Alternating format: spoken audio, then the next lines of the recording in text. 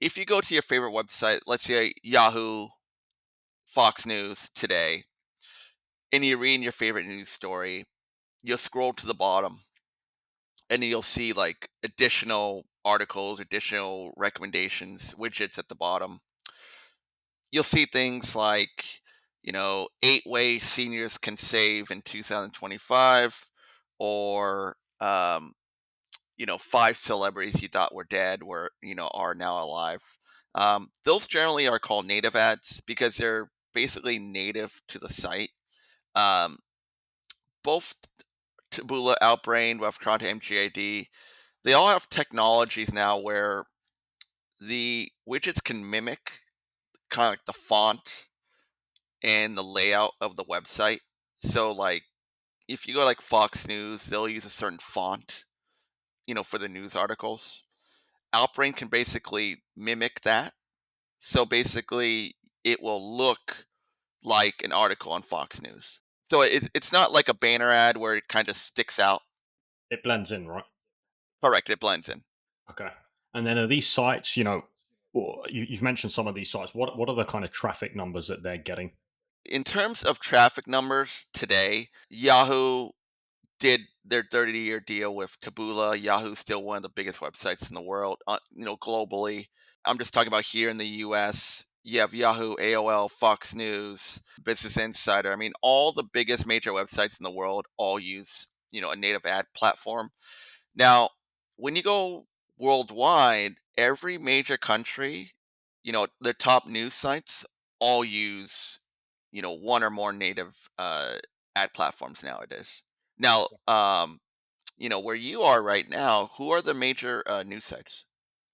So in the Gulf, I don't actually know. I think it's just Gulf News. Golf news. Okay, I would probably guess they use one or more native, ad platforms to help monetize the traffic and to help advertisers, reach a new audience. So for reference, and I think this is what I'm kind of getting at, is these ad platforms are kind of doing the heavy lifting. They're going out, building relationships, getting people onto their platforms, and they're giving you as a publisher access to some of the highest traffic sites on the net, right?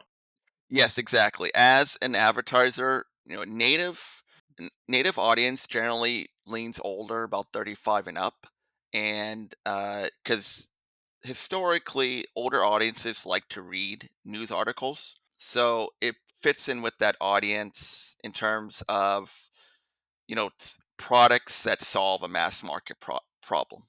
Okay. No, that makes sense.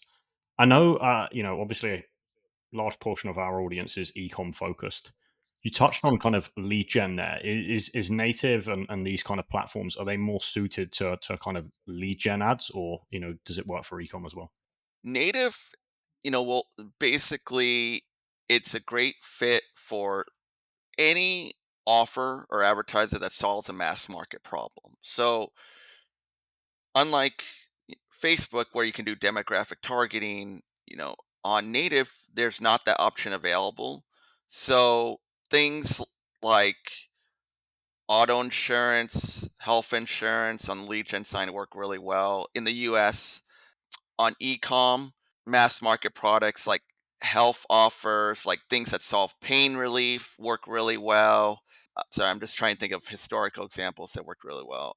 You may seen ecom offers for like drones that work really well. If you look at Q4, historically, what you'll see media buyers running are ecom listicles. It'll be things like 27 gadgets that you can get your loved one this Christmas or this holiday season.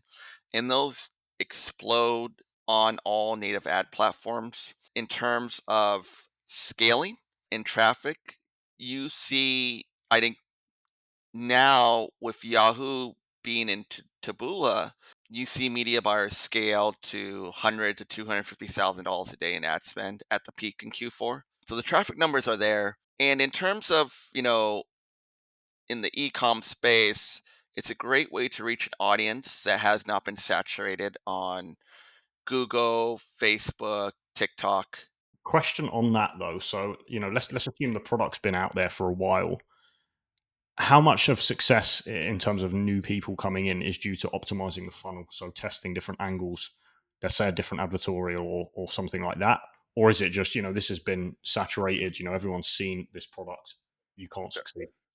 Absolutely. So, first things first, don't rip and run the ad. You can't, you're not going to get banned or anything like that. The problem is, if you do that, all the native ad platforms, they have AI and algorithms now to detect that you're using the same headline, the same ad, and the same advertorial. So, what will happen is you will get be placed on a worse placement on the publisher, or even the publisher will block your ad from running, so your performance is not going to be good at all. So in terms of for ecom folks that want to come and test on native, generally you will need to run with a pre-sale slash advertorial in the flow. Historically, a lot of these e-com companies, they'll run straight to offer page because Facebook's algorithm is so good in terms of finding the folks that will buy your product.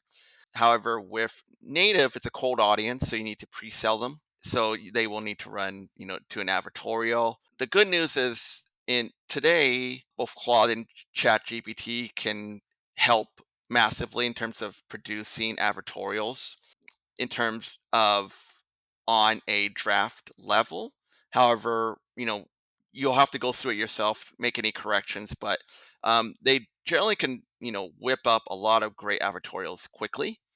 And then and what's great about the native ad space is you can see what advertorials are doing well, the formats and that sort of thing. And generally, it will depend on the kind of product you're running. If it's an ecom gadget, generally it will be a longer form advertorial, like 1,000, 1,500 words, that has pictures and testimonials, social proof. For health and nutra, generally they will run it to a short 100 to 300 word pre-sale.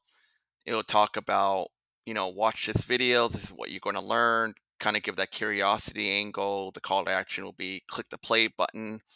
The play button will go to the VSL, and then you watch the VSL, and then you go to the offer page. Okay.